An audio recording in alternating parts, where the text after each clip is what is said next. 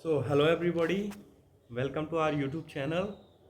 और आज हम जिस राइटर के बारे में बात करने जा रहे हैं उसका नाम है कमला दास। तो अब तक हम 3 राइटर्स कंप्लीट कर चुके हैं। Kamala Das is going to be the fourth writer in the series और सेकंड ग्रेड के लिए हम प्रिपेयर कर रहे हैं। अब जैसे आप सबको मैं बता दूं, Kamala Das was born on 31 March 1934। कब पैदा हुई थी? 31 मार्च 1934 इन पुण्यार पुण्यरुकुलम, त्रिशूर डिस्ट्रिक्ट, केरला। कहाँ पैदा हुई थी? केरला के अंदर। She was a Keralite. Passed away at on 31 May 2009 in Pune. Okay, ये बेसिक इन्फॉर्मेशन है। Known by multiple names. अब इनके नेम्स पे भी क्वेश्चन आ जाते हैं। अगर कोई इजी टू मॉडरेट क्वेश्चन आया तो आप इसको ध्यान रखना कि इनके पैट नेम पूछ लिया जाता है। जैसे कमला दास का तो इसका इंग्लिश पेन नेम है, ठीक है।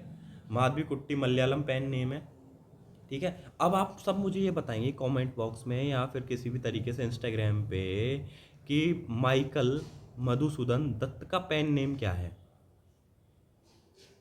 ठीक है। माइकल मधुसूदन दत्त का पेन नेम क्या है आप सब मुझे बताएंगे, ओके। फिर later adopted the Muslim name Kamala Suraiya after her conversion in 1999। तो when she was converted to Islam 1999 मतलब 1999 में शी टर्न टू इस्लाम। तो इसके 3 नाम कौन कौन से हो गए? कमला दास हो गया, माधवी कुट्टी होगी और हो गया कमला सुरैया, ठीक है। ओके, ये बेसिक इन्फॉर्मेशन है। इन तीनों में से कभी कभी क्वेश्चन आ सकता है, वैसे देख लेना। Daughter of a poet Nalapat बालामानी अम्मा एन बी एम नायर, ठीक है। who was a journalist and executive raised in a literary household in both Kerala and Calcutta। कुल मिला के जिसका जो बैकग्राउंड था, she was from a very rich literary background, not a very poor background कि यार जो लिटरेचर के मतलब कहीं ना कहीं she had her in her blood about poetry literature art. And remember 12th class की जो लिटरेचर की बुक है उसमें एक पोम भी है ब्लड नाम से। तो वो ब्लड पोम है, वो भी कमला दास की है। In case they might ask, क्योंकि आजकल जो क्वेश्चन है ना वो एनसीईआरटी बेस्ड काफ़ी पूछने लगे, इवन इन नेट एग्जाम और various state exams as well as in second grade. क्योंकि मैंने एक क्वेश्चन देखा था डीएच लॉरेंस के, we must have read most of the works by him, but exam में कौन सा क्वेश्चन पूछा था? स्नेक एक पोम थी डीएच लॉरेंस की, वो 8th या 9th क्लास की सीबीएसई की बुक के अंदर है, उसमें से क्वेश्चन पूछा गया था एक बार। सो इन चीज़ों का आप विशेष ध्यान रखें एक बार। मेजर वर्क्स एंड हाइलाइट्स कौन से? Poetry collection summer in Calcutta 1965 number 1, number 2 descendant 1967। Date remember रखना, summer in Calcutta 1965, descendant 1967, summer in Calcutta 1965, descendant 1967, the old play house and other poems 1973, alphabet of lust 1976, notable short story a doll for the child prostitute, Padmavati the harlot. कौन कौन सा? अ doll for the child prostitute अगर कहीं भी आ जाए तो आपको सीधा सीधा क्या लिखना है? कमला दास। कौन? कमला दास। और पद्मावती द हेरलॉट भी इसी का हो गया। कौन कौन से? डोल फॉर द चाइल्ड प्रोस्टिट्यूट और Padmavati the harlot. Her poetry is noted for its frank exploration of female sexuality, desire, betrayal, and identity, uncommon in Indian writing of her time. कुल मिला के she openly talks about sexuality, desires, betrayal, and identity. किस चीज़ के बारे में? She was very open about her affairs and kind of people she met, or and her unfulfilled carnal sexual desires that she has. उसकी एक pome भी थी looking glass, उसके अंदर कुछ इंटरेस्टिंग लाइन थी, let me try to recall them. Give him all everything that makes you a woman, him a man, the musk of the sweat between your breast, है ना, and see the way ही यूरिनेट्स। मतलब बहुत ही Frank explicit sexual intonation आपको इनको pome में मिलेगी। Autobiography है my story, जिसको बोलते हैं एंत कथा, ठीक है। सीरियलाइज्ड इन मलयालम मलयालंडू 1972, ठीक है।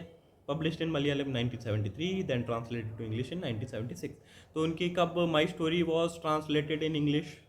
1976, ठीक है। पब्लिश्ड इन मलयालम 1973, मलयालंडू 1972। अभी कौन किस पोम के किस कैटेगरी के अंदर आती है? कन्फेशनल राइटर के अंदर। कन्फेशनल राइटर्स वो होते हैं जो अपने इनर डिज़ायर, जो इनर डिज़ायर्स है उनको ओपनली कन्फेस करते हैं, जिसके अंदर सिल्विया प्लैथ भी आती है, कमला दास भी आती है और भी काफ़ी लोग आते हैं। Will talk about it later in our series. chronicles her childhood, marriage, sexual awakening, creative journey, extramarital relations and motherhood. क्या क्या themes है? Childhood, बचपन, समर इन कैलकाटा के अंदर आपको you'll find a lot of references.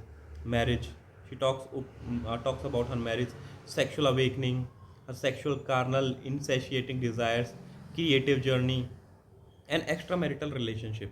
Notable excerpts hai, some people told me that writing as an autobiography like this, with absolute honesty, keeping nothing to oneself, is like doing a striptease. I strip myself of clothes and ornaments, peel off this light brown skin, see my homeless orphan and intensely beautiful soul.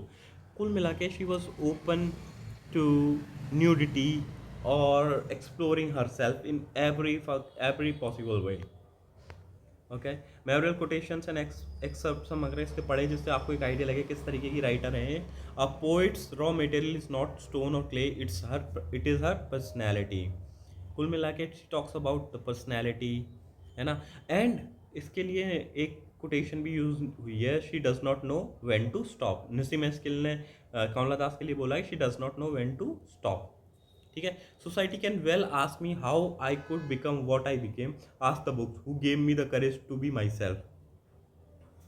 Okay, ये quotation है. Where love is concern there is yearning for romanticism which ends in cynicism. Romanticism leads to cynicism according to Kamala Das. ठीक है. Cynicism का मतलब होता है एक दकियानूसी attitude. I am a sinner, I am saint, I am beloved and I am and the betrayed. I am the sinner, मैं पापी हूँ, मैं संत हूँ. आई एम बिलवेड, मैं किसी की प्रेमिका हूँ. एंड आई एम बिट्रेड, मेरे साथ धोखा हुआ है. ये काफ़ी इंटरेस्टिंग कोटेशन है. I am the sinner, I am saint, I am beloved and the betrayed, है ना. ओके, अब जिसकी सेलेक्टेड जो पोम्स एंड की लाइन्स है, देख, एन इंट्रोडक्शन सबसे इंपॉर्टेंट पोम है. I don't know politics but I know the names of those in power. I am Indian, very brown, born in Malabar. तो एक इंडियन, एक डिसेंडेंट ऑफ इंडिया, तो एक रेफरेंस दिया गया है इस पोम के अंदर. My grandmother's house, another work, there is a house now far away where once I received love. ये पोम आप एक बार इसकी कोटेशंस वगैरह देख लेना. ठीक है, एक बार रीड कर लेना गूगल पे से इसको, basic. My mother at 66, this is very very very important, must read poem है.